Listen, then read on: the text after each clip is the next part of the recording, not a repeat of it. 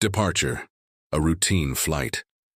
The hum of jet engines filled the cabin as Varig Flight 254 prepared for takeoff at Belém International Airport on September 3, 1989. The Boeing 737-241, gleaming under the golden Brazilian sun, was scheduled for a short domestic hop to Manaus, deep in the heart of the Amazon rainforest. For the 54 passengers and 6 crew members, it was just another routine journey.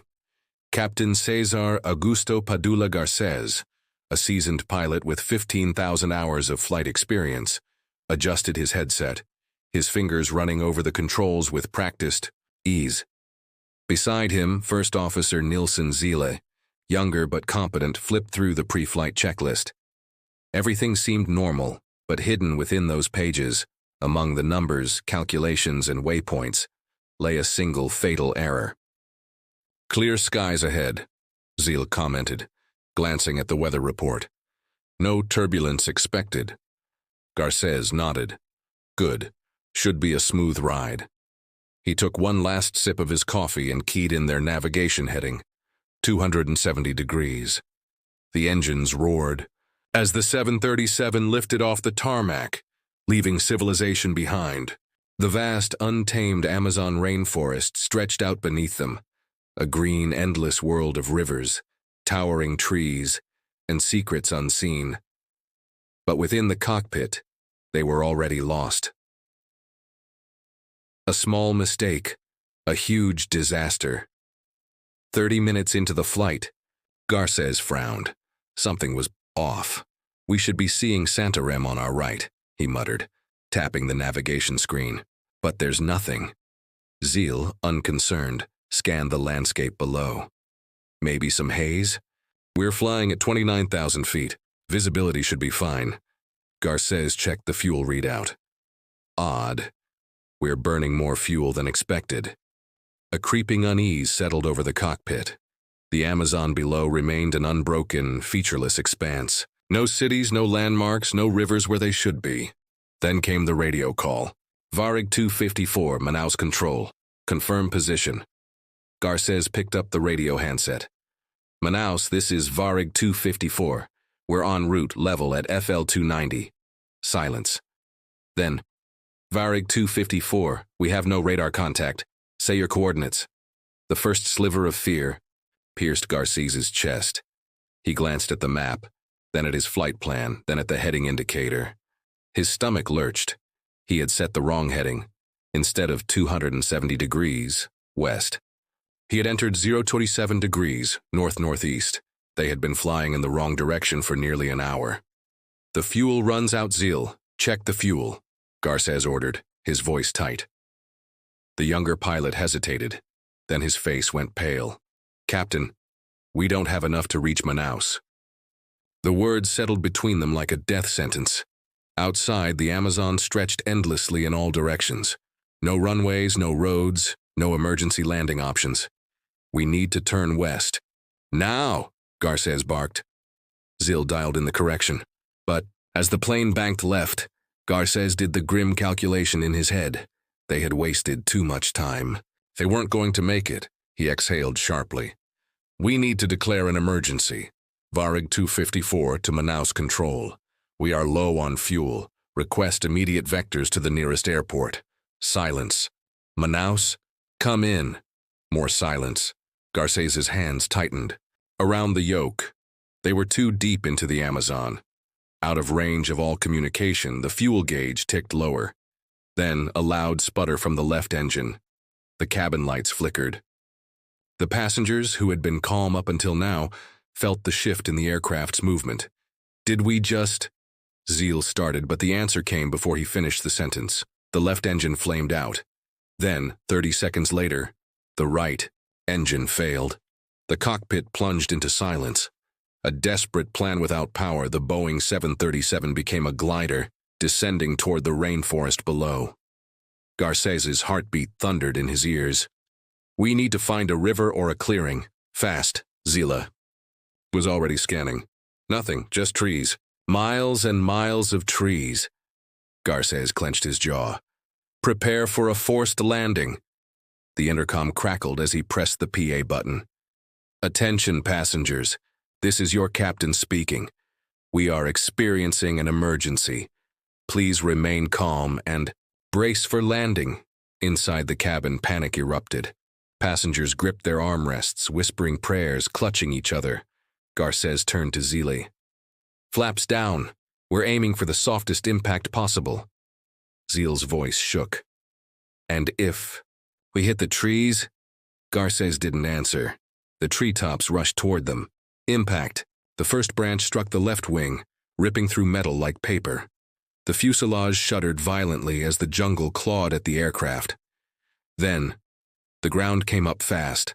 The nose hit first, the cockpit crushing inward. The fuselage snapped in half as the trees absorbed the impact, tearing through metal, seats, and luggage. Then, silence. The aftermath. Lost in the jungle. When the dust settled, amazingly, no one had died. Garces opened his eyes, drenched in sweat and blood, his right arm trapped under a twisted console. Zilla? A weak groan came from his left. The first officer was slumped forward, but alive. In the cabin, passengers coughed, moaned, some crying, some eerily silent. A few had broken bones, but everyone had survived the crash. Then, the jungle came alive. Distant howls, the rustling of unseen creatures. The thick, suffocating humidity wrapped around them. Garces knew the real fight had just begun. They were hundreds of miles from civilization, deep in the Amazon, with no food, no water, and no way to signal for help. And night was falling. The fight. For survival for 2 days, the survivors huddled near the wreckage, battling heat, hunger, and swarms of insects. On the 3rd day, Garces and Zil decided to search for help. They hacked their way through the jungle, dehydration slowing their steps. Venomous snakes slithered nearby. Unfamiliar sounds echoed from the dense foliage. Then, on the 4th day, the sound of a distant aircraft. They ran back to the wreckage, igniting a fire using seat cushions and debris. The plane circled once, then twice, then dipped its wings. They had been seen. Rescue and revelation. On September 6, 1989, rescue teams arrived, airlifting all survivors out of the jungle. The cause of the crash? A single misread number. Garces had mistakenly entered 270 instead of 270. An error so small, yet so devastating. Varig Flight 254 didn't vanish over the Amazon. It was swallowed by a simple mistake, lost in a sea of green, where survival was the only hope. The jungle awakens. The Amazon had a way of swallowing sound. Captain Cesar Garces sat beside the wreckage of Varig Flight 254, his uniform drenched in sweat and grime, his breath slow and heavy. Around him the jungle pulsed with life, the rhythmic croaks of unseen frogs, the distant caws of birds, and the low, guttural growls of something lurking beyond the trees. It had been 4 days since the crash. 4 days of blistering heat, of hungry, tired, and injured survivors of nightfall, bringing dangers they could not see. But this morning was different. The survivors gathered in silence, staring at the sky. No planes. No rescue. We have to move, First Officer Nilsen Zil murmured. His voice was dry, hoarse from thirst. They may not find us. Garces clenched his fists. They had a choice. Wait for rescue or walk toward the unknown. Neither option guaranteed survival, but staying here, they were running out of time. A desperate decision. 20 people were too injured to move. The rest could walk. Garces wiped sweat from his forehead. We'll leave markers for rescuers, he said, his voice steady. Those who can walk will form a search party. We head west. The maps show a river. If we find it, we find civilization, the group murmured in uneasy agreement. One of the passengers, Paulo Mendez, a tall, wiry man in his 40s, exhaled sharply. Captain, what if we never make it? Garces met his gaze. We will. He had no choice but to believe it. By midday, the search party, 12 men and women, began their trek into the green abyss. The trek into darkness. Every step forward felt like pushing through a living wall. The dense jungle canopy blocked out. The sun, leaving only shards of light filtering through the towering trees. Twisting vines clawed at their clothes, and the heat pressed against their skin like a smothering hand. Flies swarmed over their sweat-soaked bodies, and the air smelled of rotting vegetation and damp earth. Zila winced, swatting at a cluster of ants that had crawled up his leg. "This place is alive," he muttered. Garces, pushing a branch aside, nodded. "And it doesn't care if we survive." They walked for hours, their water supply dwindling, their stomachs gnawing with hunger. Then, a sound, a distant roar, rhythmic and powerful. Paulo stiffened. "That's the river," Garces confirmed. Hope surged through his veins. "We're close." The group moved faster, brushing aside the jungle's grip. Then, a scream. One of the passengers, a young man named Ricardo, staggered backward, eyes wide. A snake hung from a low branch, thick as an arm, its yellow eyes locked onto him. "Stay still," Garces whispered. The serpent coiled, muscles tensing. Ricardo's breath came in gasps. Then, the snake struck, a blur of motion, fangs sinking into flesh. Ricardo collapsed, clutching his arm.